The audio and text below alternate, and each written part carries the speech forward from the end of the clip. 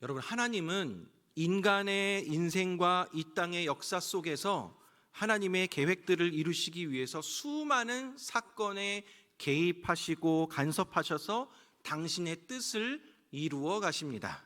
이것을 우리는 하나님의 섭리라고 말합니다. 오늘 본문에는 사람이 보기에는 우연처럼 보이나 하나님의 섭리 가운데 이루어지는 만남이 소개되어 있습니다. 바로 이 룻과 보아스와의 만남입니다. 우리는 룻기 1장을 통해서 고향 땅을 떠났던 나오미가 남편도 잃고 자녀도 잃은 고통과 슬픔 가운데 텅 빈 인생이 되었지만 전능하신 하나님의 절대 주권을 믿었기 때문에 다시 한번 하나님의 손길을 기대하며 베들레헴으로 돌아오는 것을 살펴보았습니다. 앞으로 전개되는 룻기의 내용은 나오미의 텅 빈 인생이 어떻게 채워지고 회복되어지는지를 보여줍니다. 여러분, 룻기서에서는 직접적으로 하나님이라는 이름이 언급되어 있지 않습니다. 하지만 룻기서의 주인공은 하나님이십니다. 나오미도 룻도 보아스도 주인공이 아닙니다. 그렇기에 하나님의 시선을 따라 이 글이 전개되어져 갑니다. 1장까지는 하나님의 시선이 룻과 나오미를 바라보면서 그들을 베들레헴으로 이끌고 오는 그러한 과정들을 설명하였다면 2장에서는 하나님의 시선이 이들을 회복시켜줄 인물 보아스에게로 넘어가게 됩니다. 그래서 2장은 먼저 보아스가 어떠한 인물인지에 대해 설명을 하고 시작하는 것입니다. 보아스가 어떠한 인물입니까? 1절 말씀에 보니까 나오미의 남편 엘리멜렉의 친족으로 유력한 자가 있으니 그의 이름은 보아스더라. 성경은 보아스에 대해서 유력한 자라고 표현하고 있습니다. 보아스가 유력하다라는 것은 재산이 많다, 또 높은 지위에 있다, 또 다른 사람들로부터 존경을 받고 영향을 미치는 사람이다 라는 의미입니다. 하나님은 나오미의 텅 빈 인생을 채워주고 회복시켜주는 과정 가운데 사용될 보아스를 이미 준비해 놓으신 것입니다. 자, 나오미와 룻이 보리 추수할 시기에 베들레헴에 돌아왔지만 그렇다고 먹을 것이 보장된 것은 아닙니다. 그들은 여전히 빈털터리 신세입니다. 이런 상황 속에서 룻은 먹고 살기 위해서 나오미에게 자신이 나가서 밭에서 이삭을 줍겠다라고 말합니다. 2절 말씀에 보니까 모압 여인 룻이 나오미에게 이르되 원하건대 내가 밭으로 가서 내가 누구에게 은혜를 입으면 그를 따라서 이삭을 줍겠나이다 하니 나오미가 그에게 이르되 내 따라 갈지어다 하매 라고 되어 있습니다. 당시에 이스라엘은 가난한 사람들이 먹고 살 수 있도록 추수 때에 땅에 떨어진 이삭은 줍지 아니하고 내버려 두라라는 그러한 율법으로 규정되어 있습니다. 그러나 아무리 가난한 사람들을 위해 곡식을 남겨두는 율법이 있다 하더라도 룻이 이삭을 줍는다라는 것은 매우 어렵고 힘든 일이었습니다. 왜냐하면 룻은 가난하고 초라한 과부입니다. 게다가 모압 사람입니다. 당시에 이스라엘 사람들은 모압 사람들에 대해서 적대적인 마음을 품고 있었습니다. 사회적인 약자인 과부인데다가 더군다나 모압 여인인 룻이 남의 밭에서 이삭을 줍도록 특별한 호의를 입는다라는 것은 쉬운 일이 아니었습니다. 이 밭 저 밭 쫓겨날 수 있는 그러한 상황입니다. 그래서 룻은 내가 누구에게 은혜를 입으면 그를 따라서 이삭을 줍겠다라고 말을 한 것입니다. 세번역 성경으로는 혹시 나에게 잘 대하여 주는 사람을 만나면 그를 따라다니면서 떨어진 이삭을 줄까 합니다 라고 나와 있습니다. 그만큼 룻의 입장에서 남의 밭에서 이삭을 줍는다라는 것은 쉬운 일이 아니었습니다. 그런 가운데 룻이 우연히 찾아간 곳이 엘리멜렉의 친족 보아스에게 속한 밭이었습니다. 3절 말씀해 보니까 룻이 가서 베는 자를 따라 밭에서 이삭을 줍는데 우연히 엘리멜렉의 친족 보아스에게 속한 밭에 이르렀더라 라고 나와 있습니다. 여러분, 룻은 보아스가 누구인지도 모르고 또 자기가 일하는 밭의 주인이 누구인지도 관심이 없었습니다. 그저 오늘 하루 안전하게 평안하게 이삭을 주울 수 있기만 간절히 바랄 뿐이었습니다. 그런데 베들레헴의 많고 많은 밭 중에 룻이 이삭을 주우러 간 밭이 보아스의 밭이었다라는 것입니다. 룻기 저자는 여기서 우연히라는 단어를 사용합니다. 이 일이 결코 우연히 된 일이 아님을 강조하기 위해 역설적으로 표현한 것입니다. 그런데 이런 기막힌 우연이 여기서 끝나는 것이 아닙니다. 룻이 보아스의 밭에 들어간 그날 마침 보아스가 그 밭으로 오게 됩니다. 4절 말씀에 보니까 마침 보아스가 베들레헴에서부터 와서 베는 자들에게 이르되 여호와께서 너희와 함께 하시기를 원하노라 하니 그들이 대답하되 여호와께서 당신에게 복 주시기를 원하나이다 하니라 라고 되어 있습니다. 여러분, 지금 보아스는 밭에서 일하는 자들에게 여호와께서 너희와 함께 하시기를 원하니라 라고 축복을 빌어줍니다. 그러자 밭에서 일하는 일꾼들이 여호와께서 당신에게 복 주시기를 원합니다 라고 화답을 합니다.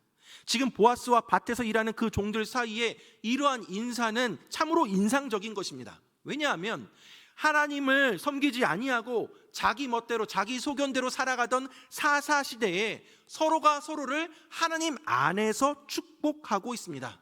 정말 아름다운 장면입니다. 보아스는 헤세드의 사랑을 실천하는, 약자를 존중하는 그러한 인격적인 사람이었음을 보여주고 있습니다. 그런데 여러분, 4절을 시작할 때 마침이라는 단어로 시작을 하고 있습니다. 여러분, 마치 기다렸다는 듯이 짠 하고 보아스가 등장한 것입니다. 여러분, 보아스가 유력한 자라서 여러 밭이 있었을 것이고 보아스는 여러 다른 바쁜 업무들이 있었을 것입니다. 그런데 마침 룻이 밭에서 이삭을 줍는 그날 그 시간에 밭에서 일하는 일꾼들을 격려하러 지금 보아스가 그 밭으로 오게 된 것입니다. 정말 절묘한 타이밍입니다.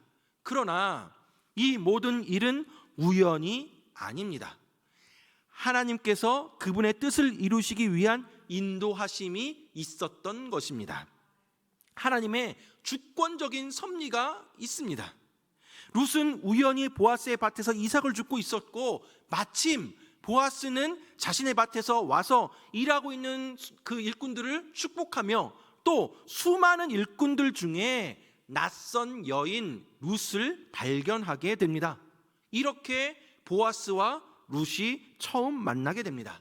보아스는 자신의 일꾼들에게 그녀에 대해서 물어봅니다. 5절 말씀에 보니까 보아스가 베는 자들을 거느린 사환에게 이르되 이는 누구의 소녀냐 하니 라고 되어 있죠. 추수하던 종들은 룻이 나오미와 함께 온 모압 여인인데 아침부터 와서 잠시 쉰 것 말고는 성실하게 이삭을 줍고 있다라고 보아스에게 소개해 줍니다. 6절 7절 말씀에 보니까 베는 자를 거느린 사환이 대답하여 이르되 이는 나오미와 함께 모압 지방에서 돌아온 모압 소녀인데 그의 말이 나로 베는 자를 따라 단 사이에서 이삭을 줍게 하소서 하였고 아침부터 와서는 잠시 집에서 쉰 외에 지금까지 계속하는 중이니이다 라고 그렇게 소개를 합니다. 보아스는 이 말을 듣고 룻을 향해서 내 딸아 라고 부르면서 친절을 베풉니다. 8절 9절 말씀 보니까 보아스가 룻에게 이르되 내 딸아 들으라 이삭을 주우러 다른 밭으로 가지 말며 여기서 떠나지 말고 나의 소녀들과 함께 있으라 그들이 베는 밭을 보고 그들을 따르라 내가 그 소년들에게 명령하여 너를 건드리지 말라 하였느니라 목이 마르거든 그릇에 가서 소년들이 길어온 것을 마실지니라 하는지라 라고 되어 있습니다. 보아스는 룻에게 지금 몇 가지 호의를 베풀어 주겠다라고 약속을 합니다. 첫 번째 무엇이냐 하면 충분한 수입에 대한 약속을 보장합니다. 보아스는 룻에게 이삭을 주우러 다른 밭으로 가지 말라라고 합니다. 룻이 자신의 밭에서만 주어도 충분한 양식을 얻을 수 있도록 할 테니까 다른 밭으로 가지 말라라고 합니다. 두 번째로 안전에 대해서 약속을 해줍니다. 보아스는 룻에게 그의 소녀들과 함께 있으라고 합니다. 그리고 소년들에게 룻을 건드리지 못하도록 명령했음을 인지시켜 줍니다. 룻이 힘이 없고 가난한 이방 여자라는 이유로 어려움을 당할 수도 있는데 보아스의 여자 일꾼들과 함께 있으면서 보호받도록 하였습니다. 뿐만 아니라 룻에게 추근거리거나 괴롭히지 못하도록 미리 자신의 사람들을 단속시켜 줍니다. 세 번째로 언제든지 목이 마르면 일꾼들이 마시는 물을 달라라고 하여서 마시도록 허락해 줍니다. 밭에서 일하다 보면 당연히 갈증이 나서 목이 말라서 물을 마시게 될 터인데 여러분, 이 상황 가운데 물이 너무나도 귀하였습니다. 그런데 이곳 가운데 마음대로 편안히 먹도록 마시도록 한 것은 특별한 배려였던 것이죠.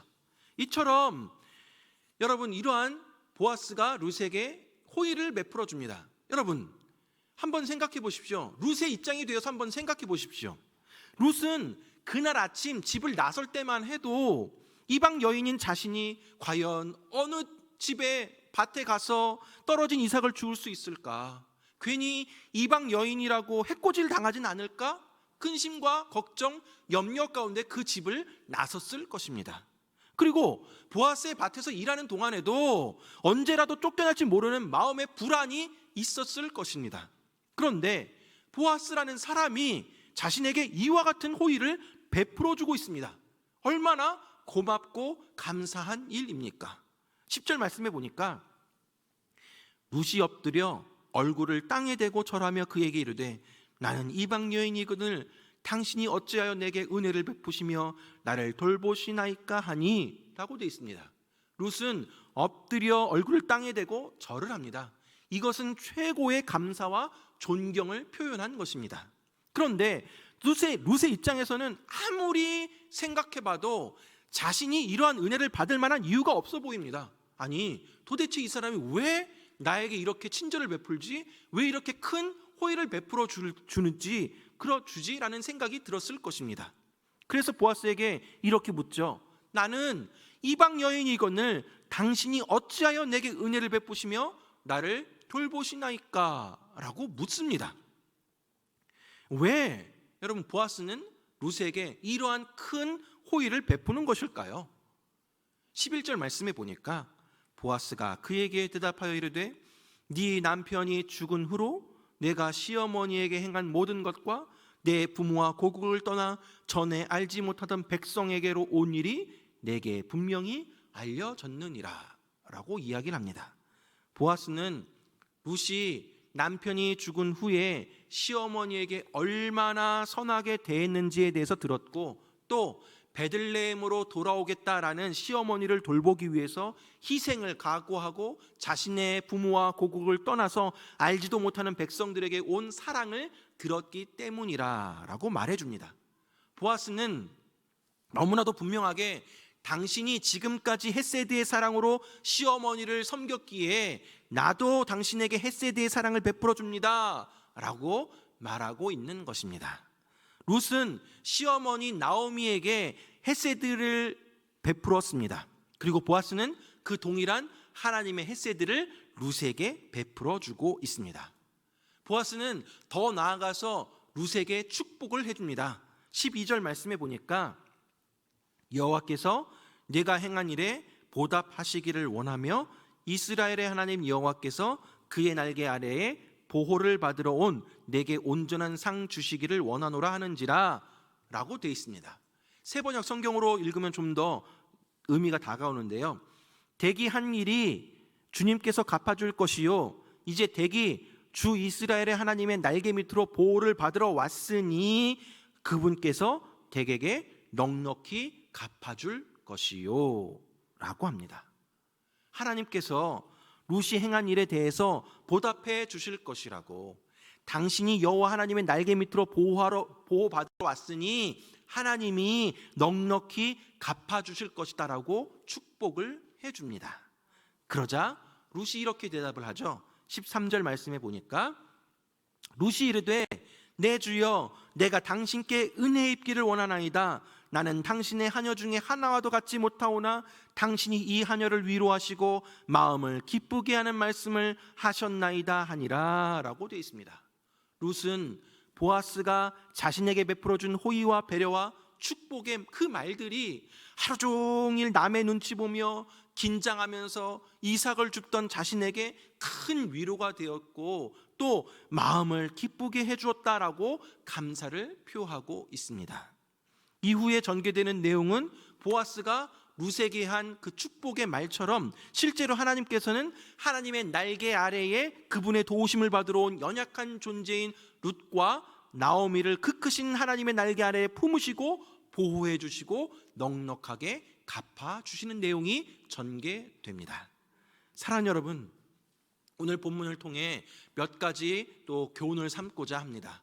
첫째로 하나님의 섭리를 인정해야 합니다.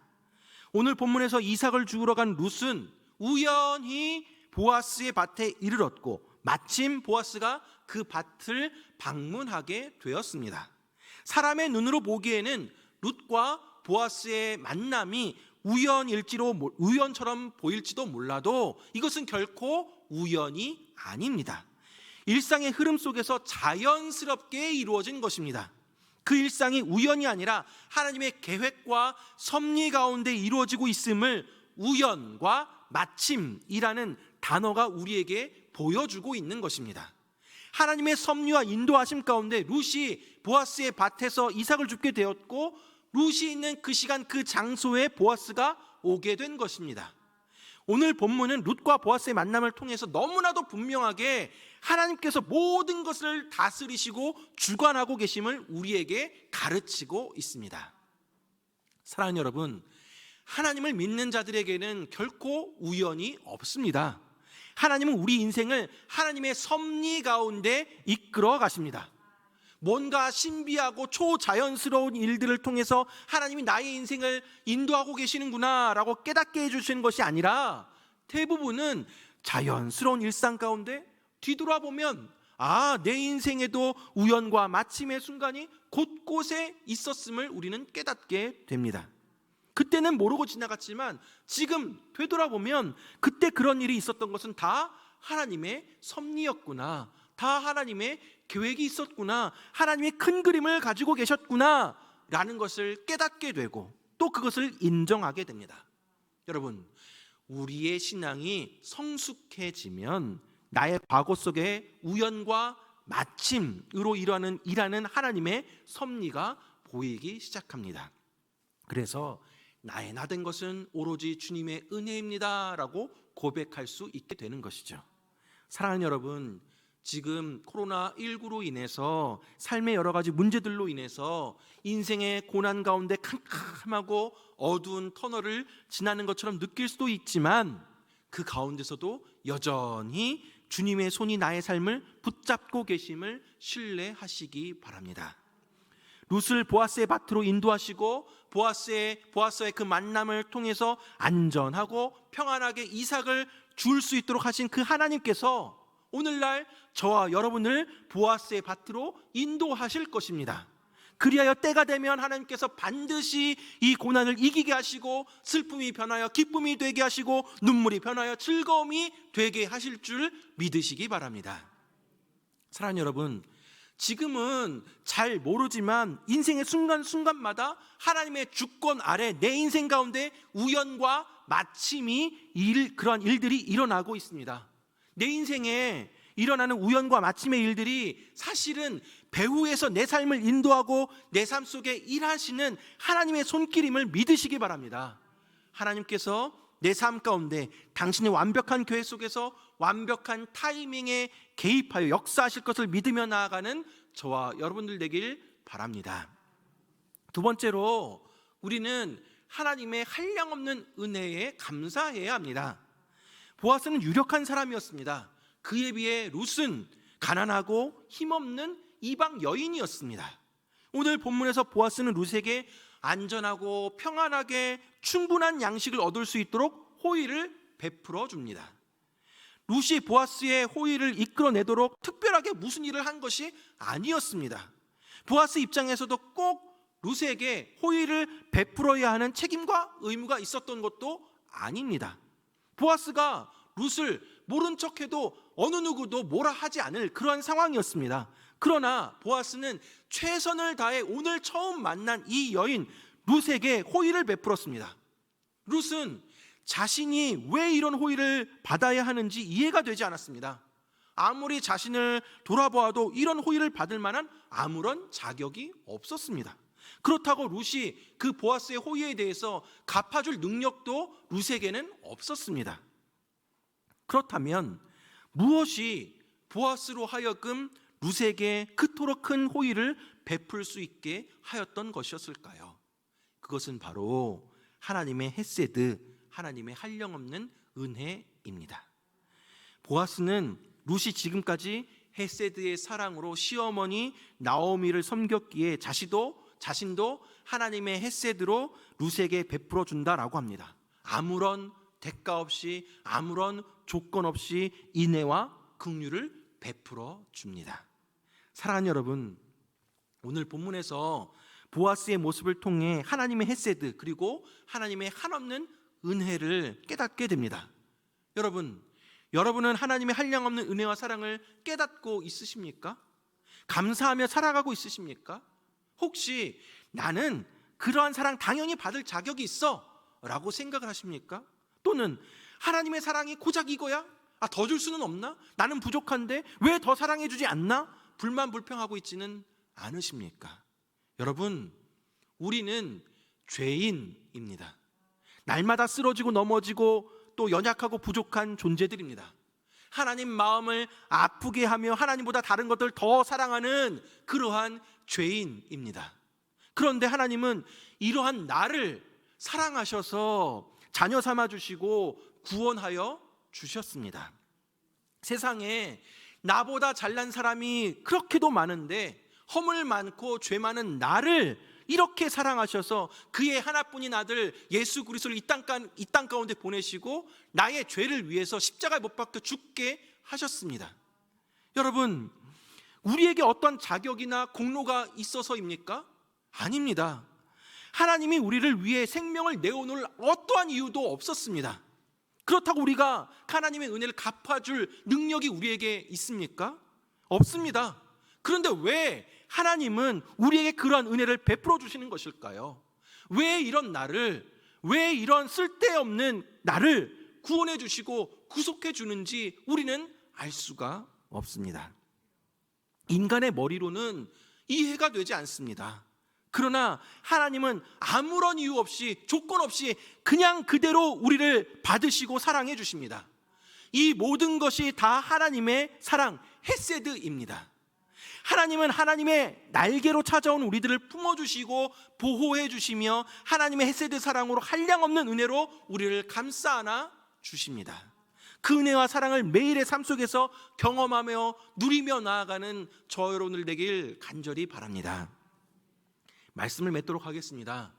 사랑하는 여러분, 오늘 우리는 세례식을 거행하게 됩니다. 세례는 죄를 씻는다라는 의미입니다.